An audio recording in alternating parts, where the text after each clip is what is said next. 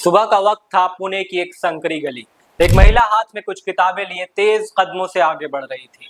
लेकिन जैसे ही वो गली के मोड़ पर पहुंची, भीड़ जमा हो गई। रुको, किसी ने चिल्लाकर कहा।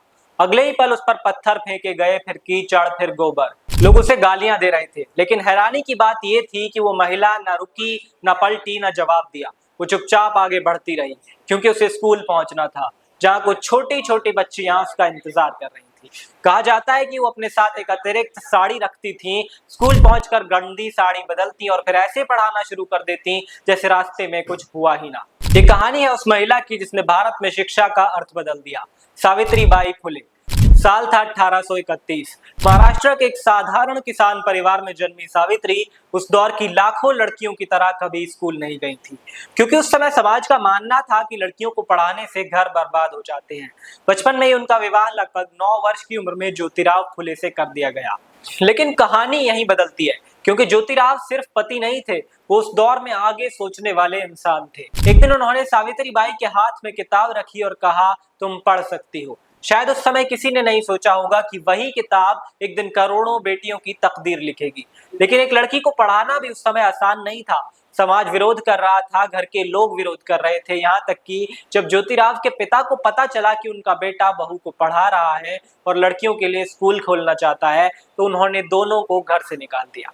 एक पल में सिर से छत चली गई, लेकिन सपने नहीं टूटे।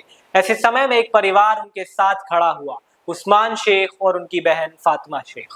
उन्होंने अपने घर के दरवाजे खोल दिए। यहीं से भारत के इतिहास का एक और अध्याय शुरू हुआ। फातिमा शेख ने भी पढ़ना सीखा, शिक्षिका बनी और सावित्रीबाई के साथ कंधे से कंधा मिलाकर लड़कियों को पढ़ाने लगी। धर्म अलग था, लेकिन मकसद एक, शिक्षा।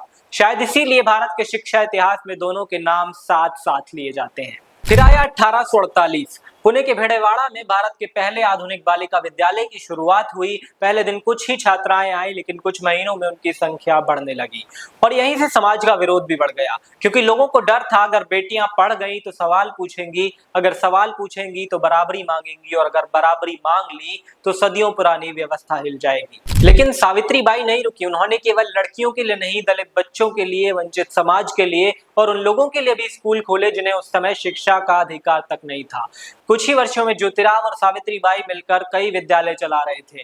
उनके स्कूलों में अनुशासन था, विज्ञान था, गणित था, इतिहास था और सबसे जरूरी सम्मान था। उनके काम की चर्चा धीरे धीरे अंग्रेजी शासन तक भी पहुंची। 1852 में तत्कालीन बॉम्बे प्रेसिडेंसी की सरकार ने ज्योतिराव और सावित्रीबाई फुले के शिक्षा कार्य को सार्वजनिक रूप से सम्मानित किया। विडंबना देखिए, जिस समाज ने उन्हें पत्थर मारे, उसी दौर की सरकार ने उनके काम की सराहना की। लेकिन सम्मान मिलने के बाद भी उनकी लड़ाई खत्म नहीं हुई। उन्होंने विधवाओं के लिए आश्रय बनाए, गर्भवती विधवाओं के लिए देखभाल की व्यवस्था की, ताकि समाज के डर से कोई नवजात बच्चा मार न दिया जाए। उन्होंने बाल विवाह का विरोध किया, विधवा पुनर्विवाह का समर्थन किया और हर बार विरोध सहा। फिर आया 1897। पुणे में प्लेग फैल चुका था, लोग अपने ही परिवार वालों को छोड़कर भाग रहे थे, लेकिन सावित्रीबाई संक्रमित मरीजों को अपने कंधों पर उठाकर अस्पताल पहुंचाती रही। एक दिन ऐसे ही एक बीमार बच्चे को बचाने की कोशिश में उन्हें भी संक्रमण हो गया। कुछ दिनों बाद 10 मार्च 1897 भारत ने अपने सबसे महान शिक्षिकाओं में से एक को खो दिया। उन्होंने आखिरी सांस किसी मंच पर नहीं, किसी सम्मान समारोह में नहीं, बल्कि एक बच्चे की जान बचाने की कोशिश करते हुए ली। आज जब कोई लड़की डॉक्टर बनती है, वैज्ञानिक बनती है, आईएएस बनती है या संसद तक पहुंचती है, तो शायद उसे मालूम भी नहीं हो कि उसकी यात्रा की पहली ईंट रखने वाली एक महिला थी, जिस पर कभी स्कूल जाते समय गोबर फेंका जाता था। इतिहास अक्सर राजाओं को याद रखता है, लेकिन सभ्यताएं अपने शिक्षकों के कंधों पर खड़ी होती हैं।